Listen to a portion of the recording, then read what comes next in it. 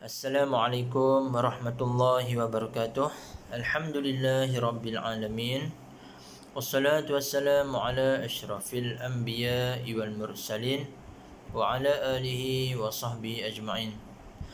Rabbi syrah li sadri wa yassir li amri wahlul 'uqdatam min lisani yafqahu qawli. Alhamdulillah, kita dapat bertemu lagi pada minggu ini, iaitu minggu kedua. Syukur kita kepada Allah Subhanahu wa taala. Mudah-mudahan kita sentiasa dalam rahmat Allah Subhanahu wa taala, insya-Allah.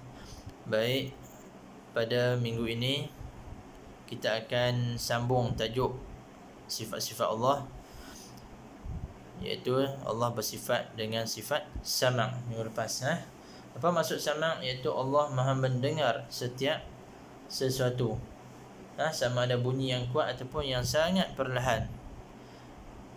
Jadi hari ini kita akan belajar sambung, iaitu kesan meyakini Allah bersifat sama'.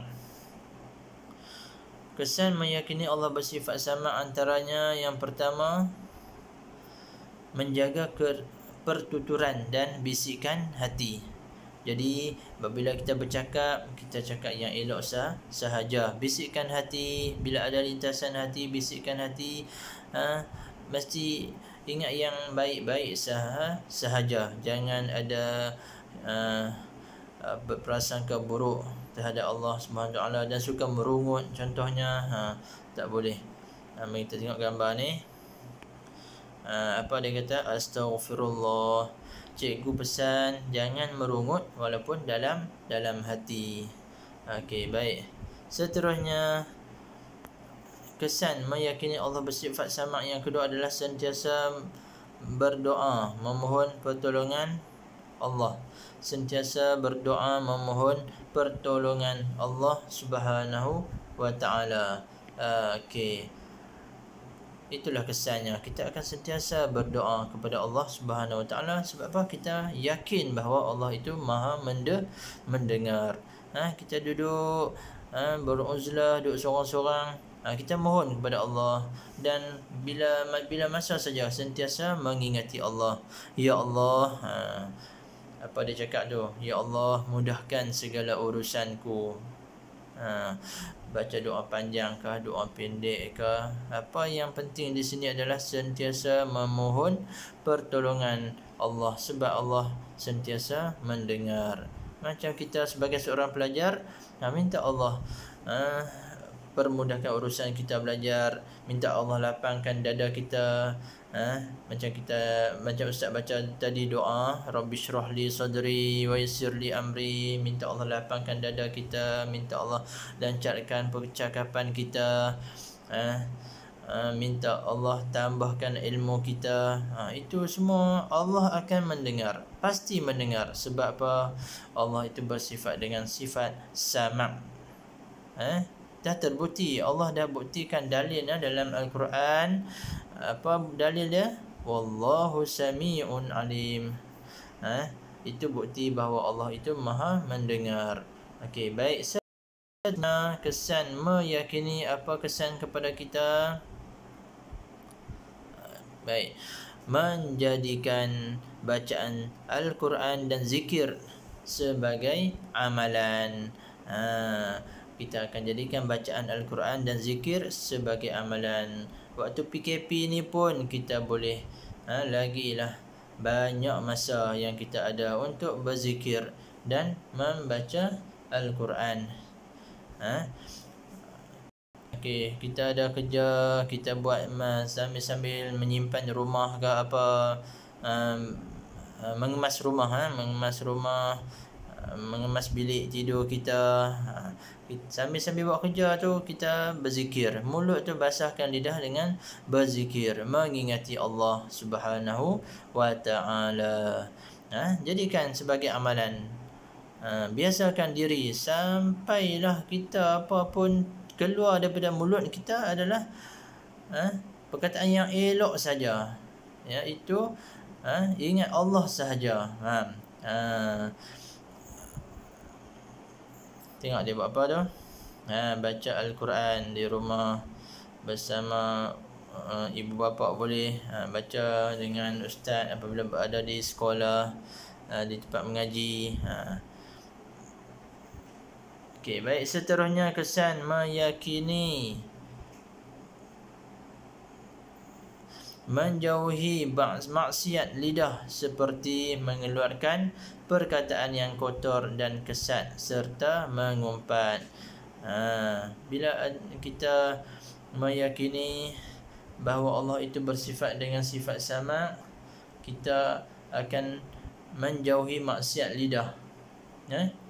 Kita akan menjauhi maksiat lidah seperti mengeluarkan perkataan yang kotor dan kesat serta mengumpat. Lidah kita ni kena jaga betul-betul.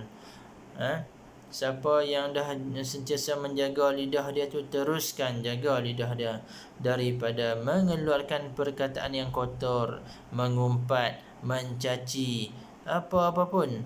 Kalau terkeluar juga, cepat-cepat istighfar, astaghfirullahalazim, minta Allah ampunkan dosa kita. Mengumpat pun tak boleh, jangan mengumpat.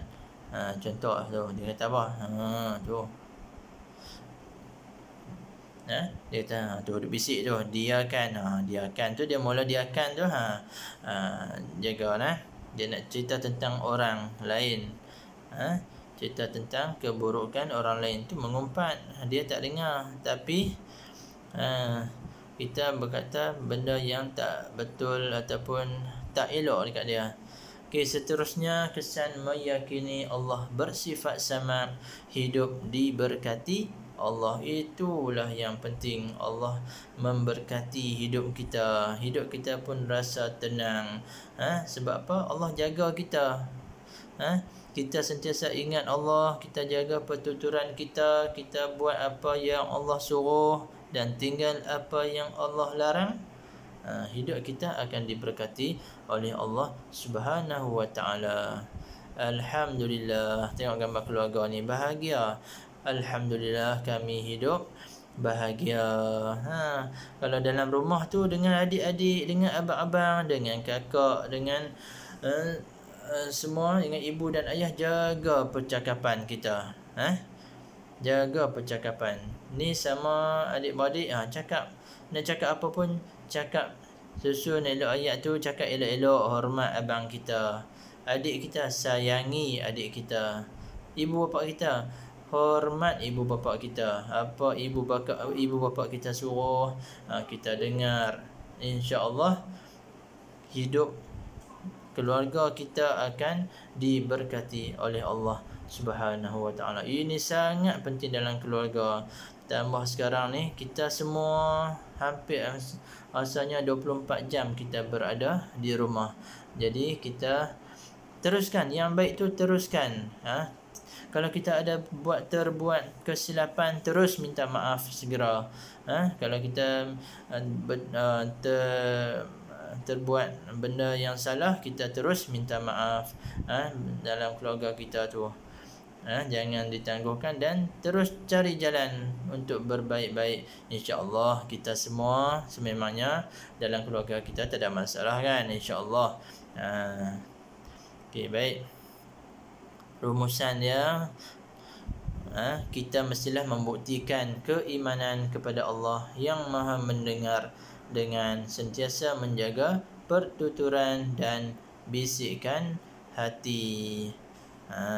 Jadi kita kena buktikanlah keimanan kita kepada Allah yang Maha mendengar ni dengan sentiasa menjaga pertuturan dan bisikan hati. Baik.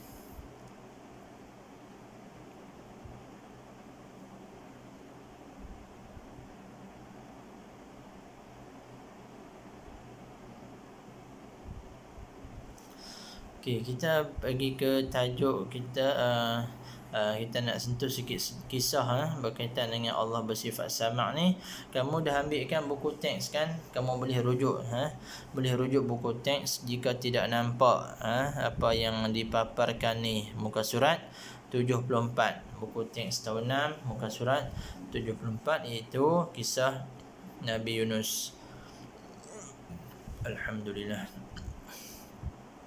Okey, baik. Kisah Nabi Yunus.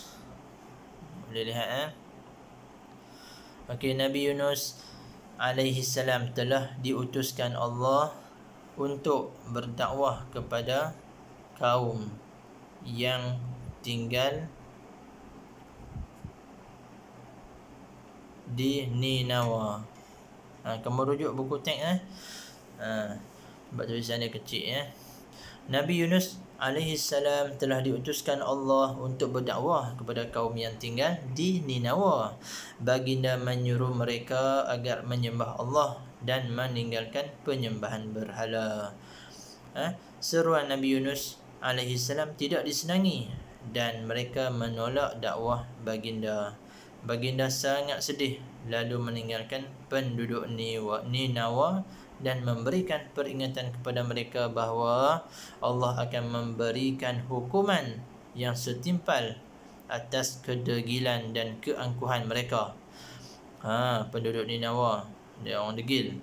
Selepas Nabi Yunus AS meninggalkan mereka, keadaan menjadi gelap gelita dan angin bertiup dengan kencang. Penduduk Ninawa mula menyedari kesilapan mereka menolak dakwah Nabi Yunus AS. Maka mereka bersegera bertaubat dan memohon ampun atas kederhakaan mereka sambil menangis dan merayu kepada Allah Subhanahu wa taala.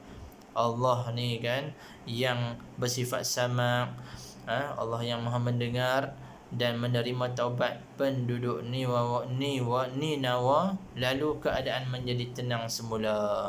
Penduduk Ninawa sangat bersyukur kerana Allah telah memakbulkan doa mereka.